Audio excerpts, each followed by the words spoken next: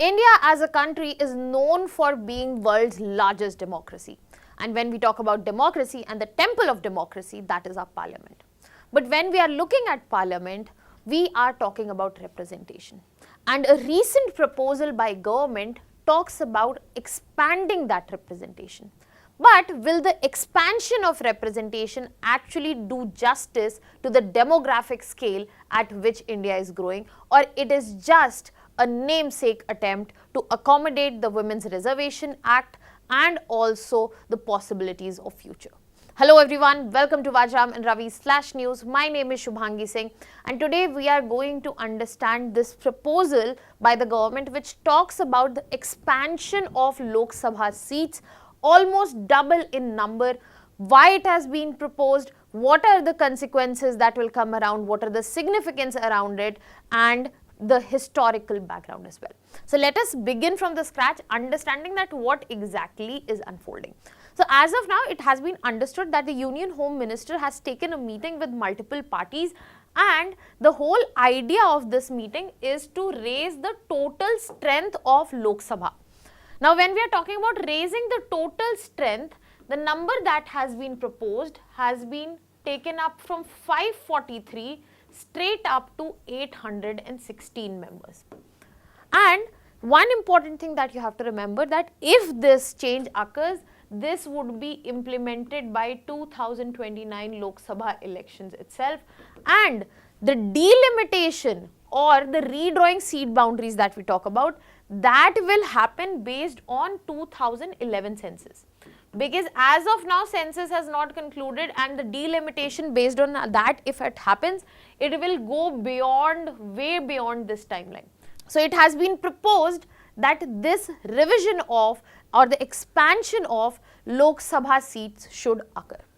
Now when we look at the number of seats that would be tabled, we can clearly see it in the given map that if the revision of seat occurs, this will be the number that we will be looking from the respective states. Now the question is, why all of a sudden government has decided to bring in this number on the table?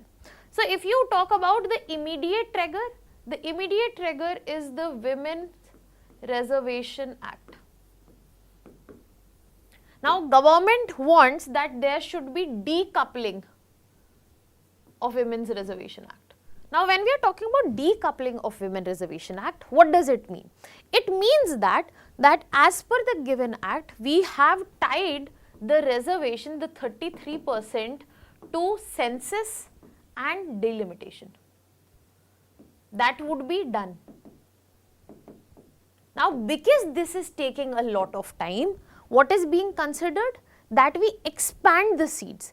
So there will be delinking with census and delimitation, and Women's Reservation Act might be implemented if this expansion of seat occurs. We are totally looking at 816 seats, and if we talk about 33%, we would have 273 seats reserved as per the Women's Reservation Act. There are other factors also which are speculated to be driving this decision. For example, when you talk about MP to population ratio. Now when we are looking at the MP to population ratio in India, it averages somewhere around 1 MP per 25 lakh population. That means 1 MP per 2.5 million people. But when we are looking at global average, we find that it is way below. That means it is for 1 MP around 1.5 million people. Now this places India in one of the worst performers in terms of MP to population ratio. So it is expected when the seats would be double, the representation and the MP to population ratio will also improve. Now when we have mentioned the population, we also have to understand that the population is rising, and because of the rising population, the given number of Lok Sabha seats lead to underrepresentation. So when we talk about representative democracy, the feature itself gets killed because of underrepresentation. And then we had already discussed the third factor, that we need 33% women reservation. It is important. So to allocate that, this decoupling can be done, and this can be accommodated well in time. But now the question is how it will be done. What is the background to this whole situation, especially when we are looking at constitutional aspects and when we are looking at the delimitation and the aspects around it. So let us begin with understanding that what exactly is delimitation. So when we are talking about delimitation, it basically means redrawing the boundaries of constituencies. Why are we redrawing them? We are redrawing them to ensure equal representation.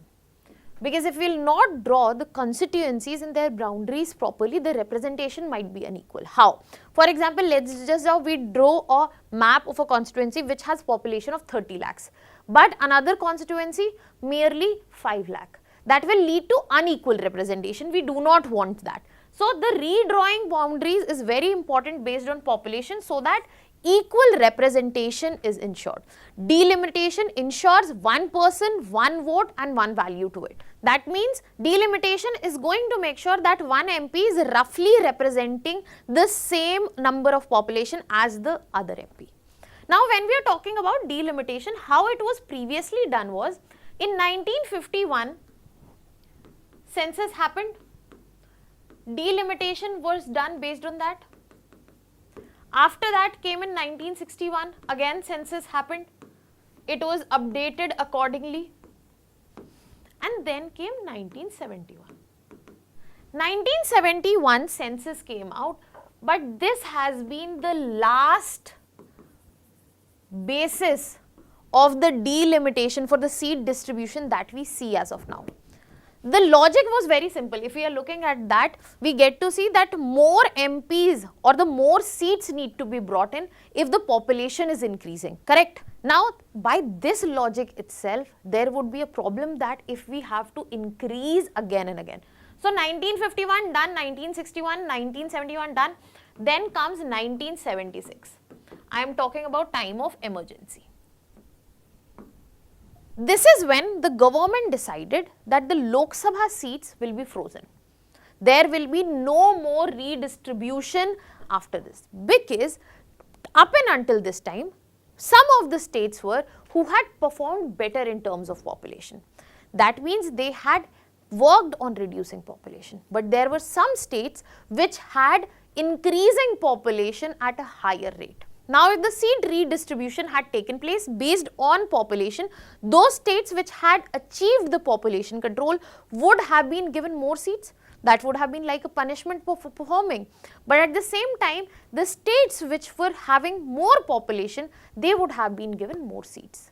And if the seats had been redistributed based on population, so the states which had reduced the population, achieved the population control, they would have been given less seats. That means they would have been punished for performing. But when we are talking about those states which had their population increasing, because of the population, they would have got more seats. So that would have been unfair. That means certain states, especially South India, would have been punished for performing better in terms of certain indexes controlling the population. So that is why it was decided that redistribution, that means delimitation, will be frozen at this. Now when the freezing of seats took place, it was done through 42nd Amendment Act, and that was applicable only till 2001.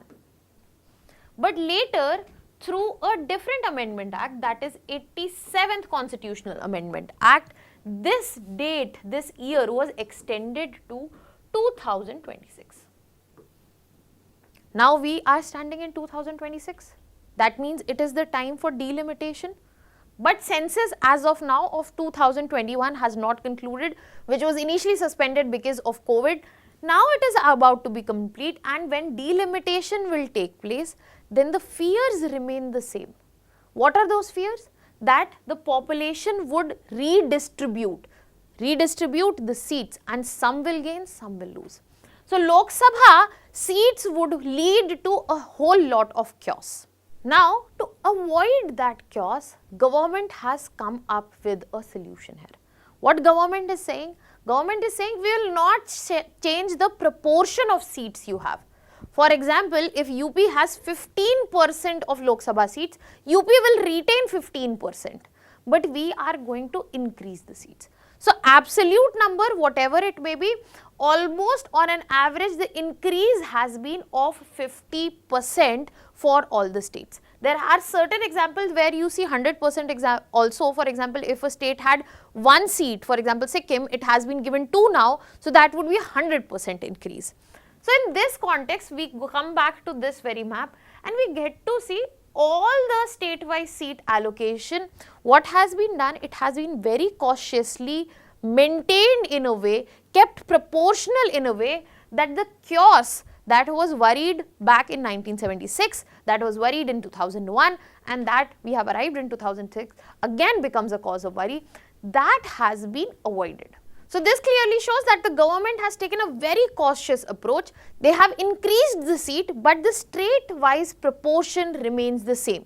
The state share will remain the same, only the number of seats, absolute numbers of seats have increased. So you can see it as a political compromise. That means the immediate conflict would be avoided and the tensions between the state will also be a little delayed. That's all we are going to see. If we have a look at these numbers, as I was taking example of Uttar Pradesh, the seats are expected to go from 80 to 120 plus 40 seats. That means 50% increase. The share retained is 15%. You will see similar numbers are present across especially big state. But when we look at union territories and smaller states, we get to see that this number might be a little different in terms of increase. The percentage might be different. So all in all, no state is losing any seat. Smaller states are getting better representation, higher relative increase, but the absolute power and the representation is still concentrated in larger state like it used to. And this is where the question arises. Should population be the only basis of deciding who gets what kind of representation?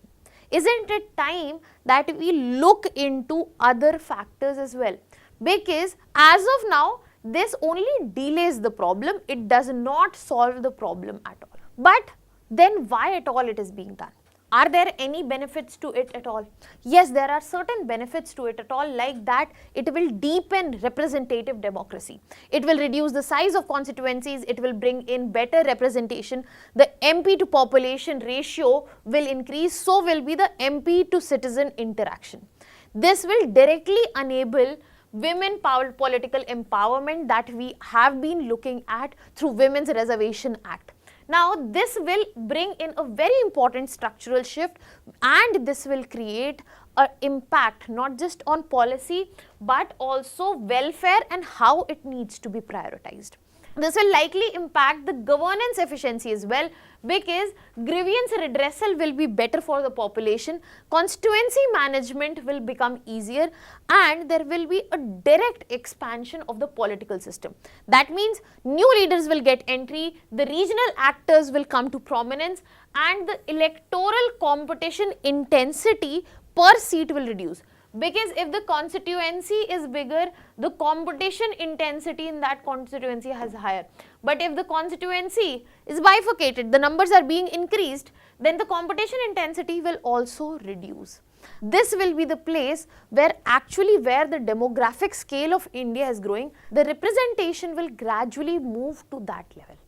And finally, we will be able to use the capacity of the new parliament building that we have put forth, in order to make sure parliament, the temple of democracy, actually gets the representation, actually gets the people there, so as to ensure that the deliverables from there are able to move out. But at the same time, it comes with multiple concerns as well, because this has only delayed the problem, not solved it.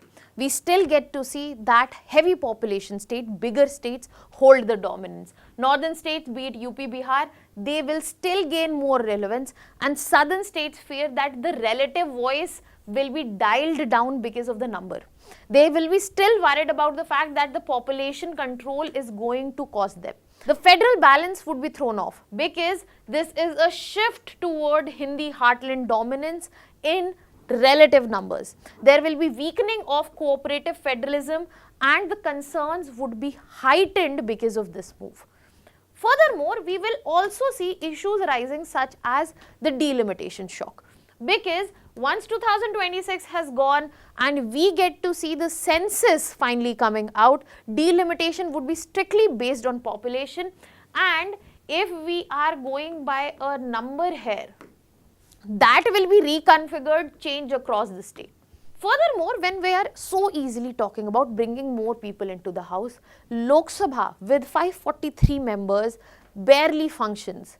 There are demonstrations, there are protests. Imagine bringing in more number. The coordination issues, the debate quality concerns would be also a problem.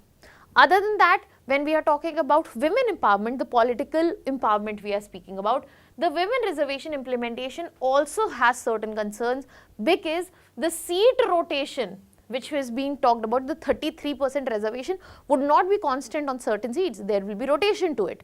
But this will lead to disruption of incumbency. It will create short-term political instability multiple times.